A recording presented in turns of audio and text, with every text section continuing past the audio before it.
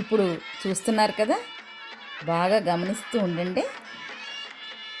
చూస్తుంటే జంతువుల కొమ్ములు పుర్రెలు వేలాడుతూ చూస్తుంటేనే కొంచెం ఎబ్బెట్టుగా కాస్త భయంగా అనిపిస్తూ ఉంది కదా. ఇప్పుడు మనం చూస్తున్నది ఒక రాక్షసి యొక్క దేవాలయం. రాక్షసికి దేవాలయమా అని ఆశ్చర్యంగా ఉంది. హా, ఆ రాక్షసి కుమారుని దేవాలయం కూడా ఇప్పుడు మనం చూస్తున్నాం. బాకులు, కొడవళ్ళు, శూలాలు, బల్లాలు, జంతువులు, బొమ్మ, ఇంకా రకరకాలు పెద్ద పెద్ద కొమ్ములు. Very interesting temple. తప్పక ప్రతి ఒక్క భారతీయుడు తప్పక తెలుసుకోవలసిన విశిష్ట దేవాలయం ఇది. ఈ ఛానల్ వీడియోని మొదటిసారి చూసేవారు తప్పక సబ్స్క్రైబ్ చేసుకోండి. వీడియో నచ్చితే లైక్ చేయటం మరవకండి. ముందు భారతదేశంలో కల హిడింబా దేవాలయం గురించి తెలుసుకుందాం. అక్కడికి ఎలా వెళ్ళాలి, ఎక్కడ ఉన్నది అనేది వివరాలు వీడియో చివరిలో చెప్తాను. మనలో చాలామందికి హిడింబాసురుడు అనే రాక్షసుల పేర్లు తెలుసు. వీరు మహాభారతంతో ముడిపడి ఉన్న రాక్షస జాతి వ్యక్తులు. మనము హిడింబా అని పిలుస్తాము, కానీ ఈ దేవాలయ ప్రాంత ప్రజలు హడింబా అని పిలుస్తూ ఉంటారు. ఈ ప్రదేశంలో హిడింబా అనే రాక్షసి దేవాలయంతో పాటు అక్కడికి దగ్గరలోనే ఆమె కుమారుడు ఘటోత్కచుని దేవాలయం కూడా ఉన్నది. హిడింబా రాక్షసికి గుడి కట్టడానికి వెనుక ఉన్న కారణం ఎంతో ఆశ్చర్యాన్ని కలిగిస్తుంది. హిడింబిని రాక్షసి అని పిలవటం కూడా తప్పే, ఎందుకంటే అందరు రాక్షసులకి భిన్నంగా ఉంటుంది ఆమె ప్రవర్తన. అయితే హిడింబి గురించి తెలియని వారికి ఆమె గురించి కొంత వివరాన్నైతే అందిస్తున్నాను. హిడింబి పాండవులలో రెండవ వాడైన భీముని భార్య. వీరికి పరిచయం ఎలా కలిగింది అనేది ఇప్పుడు చెప్తాను. పాండవులకి వారణావతంలో లక్క గృహం అగ్నికి ఆహుతైన సమయంలో వారు తప్పించుకొనుటకు సొరంగ మార్గం ద్వారా బయటికి వస్తారు. కటిక చీకటి, నడవలేక దాహంతో అలసిపోయిన పాండవులకు కుంతిమాతకి దగ్గరలో అరణ్యంలో చెట్టు నీడను నిద్రిస్తారు. వారికి నీరు తీసుకురావడానికి భీముడు అరణ్యంలో తిరుగాడతాడు. కటిక చీకటి, అందున అర్ధరాత్రి సమయం. ఆ సమయంలో ఆ అరణ్యానికి రాజుగా ఉన్న హిడింబ తన సోదరి హిడింబిని పిలిచి, నరవాసన వస్తోంది, అరణ్యంలోకి ఎవరో వచ్చినట్లున్నారు, వారిని ఆహారంగా వండి తీసుకురమ్మని సోదరి హిడింబిని ఆదేశిస్తారు. వారు రాక్షస జాతి, అందున నరమాంస భక్షకులు. ఇప్పుడు మనం చూస్తున్నదే ఆ ఘటోత్కచుని యొక్క పూజ చేసుకున్న ప్రదేశం అన్నమాట. ఇక్కడ దేవాలయం అని ఉంటుంది, కానీ ఇది ఇట్లా పూజా స్థలం కింద ఆ దేవదారు వృక్షం అన్నమాట. ఆయన పూజ చేసుకున్నది. ఇక్కడ అందరూ మొక్కులు తీర్చుకుంటూ ఉంటారనమాట వాళ్ళు. అదనమాట. అయితే ఇప్పుడు అన్నగారి మాటను శిరసావహించి బయలుదేరుతుందనమాట. అయితే చెట్టు చాటు నుంచి చూస్తుంది. ఫస్ట్ వీళ్ళు నిద్రిస్తూ ఉంటారు, భీముడేమో వాళ్ళ కోసం నీరు తేవడం ఇవన్నీ గమనిస్తూ ఉంటుందన్నమాట హిడింబి. అయితే ఎందుకో ఆమెకి వాళ్ళని చంపాలంటే మటుకు అస్సలు మనస్కరించలేదండి. ఇప్పుడు ఇప్పుడు నేను ఇక్కడ కూర్చున్నా కదా, ఈ వెనక హిడింబి దేవాలయం అన్నమాట. ఇప్పుడు మీరు చూస్తున్నది వెనక చూశారు కదా, అలా లైన్ ఉంటుందన్నమాట, క్యూ లైన్. ఆ క్యూ లైన్లోంచి వెళ్ళాలన్నమాట. చాలా పెద్ద దేవాలయం. మీరు అది గమనిస్తూ ఉండండి. నేను మళ్ళీ ఈ స్టోరీ కంటిన్యూ చేస్తూ ఉంటానన్నమాట.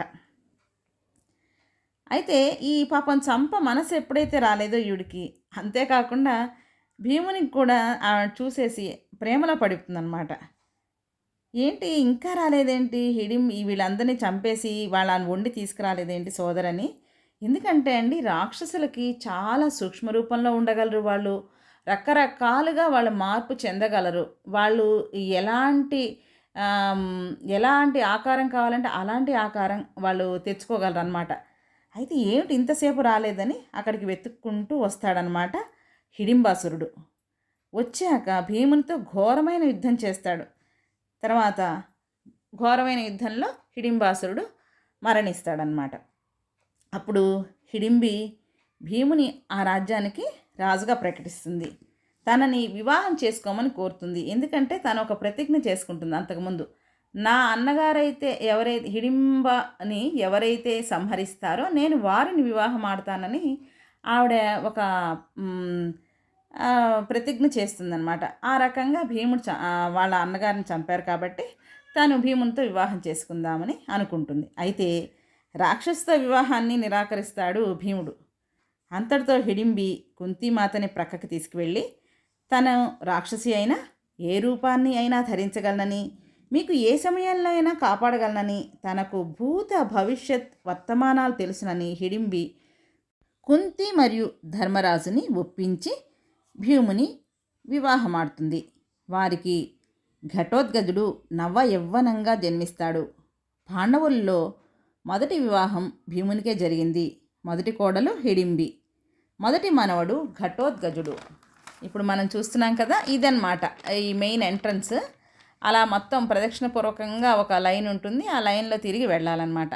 చుట్టుపక్కల చూసారా చాలా అందంగా దేవదారు వృక్షాలు, అదంతా ఒక కొండ ప్రాంతం అన్నమాట. అది మనం వెళ్ళాలన్నా కూడా కొంచెం బాగా ఎత్తులో ఉంటుంది. అది ఒక సైడ్ అయితే 150 మెట్లు వరకు ఉన్నాయండి. అటు కొంచెం కష్టము. వేరే చోట అయితే మనం ఇట్లా ఆటోలు కార్లలో అయితే రావచ్చు. ఇప్పుడు ఆ వెనకంతా దేవదారు వృక్షాలు అవి ఉన్నాయి కదా, ఆ కిందంతా వాళ్ళు ఏంటంటే అక్కడ చూస్తున్నారు కదా దూరంలో, కొంచెం దగ్గర తీయలేదు. అక్కడ వీళ్ళు ఈ పువ్వులు అక్కడ డ్రెస్సింగ్ అనమాట, మనాలి డ్రెస్సింగ్ స్టైల్లో వాళ్ళు అక్కడ అవి డ్రెస్సెస్ అవి అద్దెకి ఇస్తూ ఉంటారనమాట. ఫోటోలు తీసుకునే వాళ్ళు తీసుకుంటూ ఉంటారు. ఇది చుట్టుపక్కలంతా ఇట్లా ఉంటుందన్నమాట. ఎంత ప్రశాంతంగా ఉంటుందండి ఆ టెంపుల్. చాలా ఎత్తులు, చాలా బాగుంది. ఆ కట్టడం కానీ అది కానీ చాలా బాగుందన్నమాట. అయితే ఇప్పుడు మనం మళ్ళీ ఘటోత్కచుడు గురించి మనం తెలుసుకుందాం. ఇది చూస్తూ ఈ దేవాలయం ఎలా ఉంది ఏంటి చూస్తూ తెలుసుకుందాం. ఈ ఘటోత్కచుడు కూడా అరివీర భయంకరుడు, అస్త్రశస్త్ర ప్రావీణ్యుడు. రాక్షజాస్తి అవడం వల్ల రాత్రివేళ కూడా వీళ్ళు వీరోచిత పోరాటం చేయగలుగుతారు. కొంతకాలం అయిన తర్వాత పాండవులు కుంతీమాత వెళ్ళిపోతారు. హిడింబ మానవ రూపంలోనే ఉండి తపస్సుకు వెళ్ళిపోతుంది. మళ్ళీ ఘటోత్కచుడు కురుక్షేత్ర సంగ్రామ సమయంలోనే పాండవుల్ని కాపాడే నిమిత్తం వీరి తరఫున యుద్ధం చేసి కౌరవుల ఎన్నో అక్షౌహిణుల సైన్యాన్ని హతమారుస్తాడు.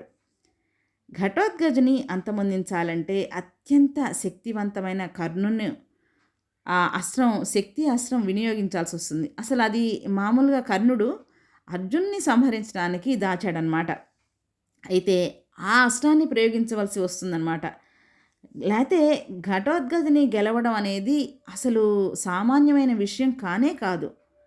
ఇప్పుడు మహాభారత యుద్ధం గెలిచారంటే దానికి కారణం ఘటోత్కచుని ఖచ్చితంగా మనం తలుచుకోవాల్సిందే. ఎందుకంటే ఆయన లేకపోతే మన మహాభారత యుద్ధం అనేది నెగ్గడం చాలా కష్టం. ఎందుకంటే అర్జునుడు హతమైపోతాడు కర్ణుడి చేతిలో.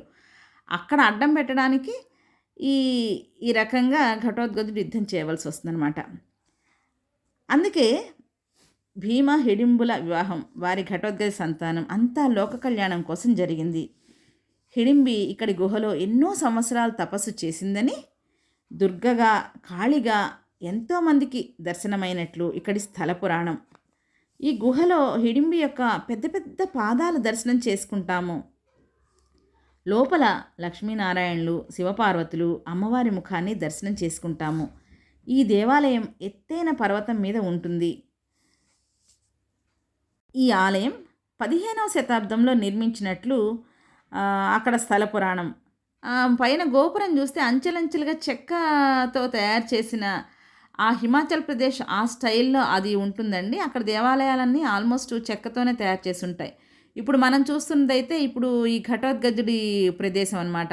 ఆయన దానికి కూడా ఇగో పురలు ఇవన్నీ బళ్ళాలు ఇవన్నీ కట్టేసి ఉంటాయి అనమాట. ఇది ఇప్పుడు నేను ఎక్కడైతే కూర్చొని మాట్లాడుతున్నానో అది ఘటోత్కచుని ప్రదేశం. ఇప్పటిదాకా మనం చూసిందంతా మనము హిడింబాదేవిది అనమాట. లోపల నుంచి వాకబుల్, మనం నడుచుకుంటూ వెళ్ళచ్చు. చాలా చల్లగా, చాలా ప్రకృతి రమణీయంగా ఉంటుందన్నమాట. అయితే మే నెలలో అక్కడ ఈ గ్రామ ప్రజలు హిడింబామాత జన్మదినాన్ని పురస్కరించుకొని వారు ఆ గ్రామదేవతగా, వారి ఇంటి ఆడపడుచుగా హిడింబిని గౌరవించి పెద్ద జాతర నిర్వహిస్తారు.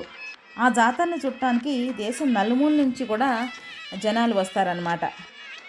ఈ 2 పక్కపక్కనే ఉంటాయన్నమాట. ఈ రాక్షసుల దేవాలయాలు. రాక్షసులు అని మనం అనకూడదేమో అనిపిస్తుంది.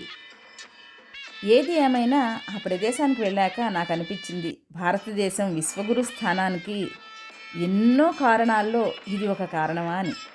ఒక చెట్టు, పుట్ట, నీరు, నిప్పు, పక్షి, పిట్ట ఇలా అనేకం. వాటితో పాటు రాక్షసులకు కూడా సముచిత స్థానం కల్పించి పూజించడం. ఏవి ఎవరు మనకి ఉపయోగపడినా, మనకి మేలు కలిగించినా వారిని పూజించడం మన సనాతన సంప్రదాయంలో భాగమైపోయింది. ఇది కదా మన సనాతన భారతి. అందరూ రాక్షసులు చెడ్డవారు కాదు. రాక్షస వంశంలో పుట్టిన ప్రహ్లాదుడు, రాక్షసి కడుపున పుట్టిన విభీషణుడు, అశోకవనంలో ఉన్న సీతామాతకి అండగా ఉండి ధైర్యాన్నిచ్చిన త్రిజట వంటి రాక్షస జాతి వారు అందరూని మనం స్మరించవలసిందే. ఇప్పుడు మనం చెప్పుకున్న రాక్షస దేవాలయాలు, అదే హిడింబి మరియు ఘటోత్కచుని దేవాలయాలు హిమాచల్ ప్రదేశ్లోని మనాలిలో ఉన్నాయి. మనాలి వెళ్ళిన వారు తప్పక దర్శించవలసిన ప్రదేశాలు. ఎత్తైన పర్వతాలు, దేవదారు వృక్షాల నడుమ ప్రకృతి సోయగంలో అద్భుత ఆధ్యాత్మిక కేంద్రం. ఈ ప్రదేశం న్యూ మనాలి మాల్ రోడ్కి సమీపంలోనే ఉంది. హిడింబిలో ఉన్న నిష్కల్మష ప్రేమ, త్యాగనిరతి, తపోనిష్ట, అంతేకాదు భీముని ప్రేమించి ఇంటికి పెద్దదైన కుంతి, ధర్మరాజుల యొక్క వారికి తగిన గౌరవం ఇచ్చి వారిని ఒప్పించి వారి సమక్షంలో వివాహం చేసుకున్న హిడింబి గొప్పతనం నేటి యువతరం తప్పక తెలుసుకోవాలి. మన మహాభారత ధర్మయుద్ధం గెలవడానికి తన వంతు సహాయం చేసిన భీముని యొక్క కొడుకు ఘటోత్కచుని కూడా మనం ఆయన త్యాగనిరతికి మనం మెచ్చుకుంటూ వీర ఘటోత్కచునిగా అతన్ని స్మరిస్తూ ఆ త్యాగనిరతికి గుర్తుని చేసుకుంటూ మనం ముందుకు నడవాలి. జై హిడింబి, జై భారత్, జై హింద్.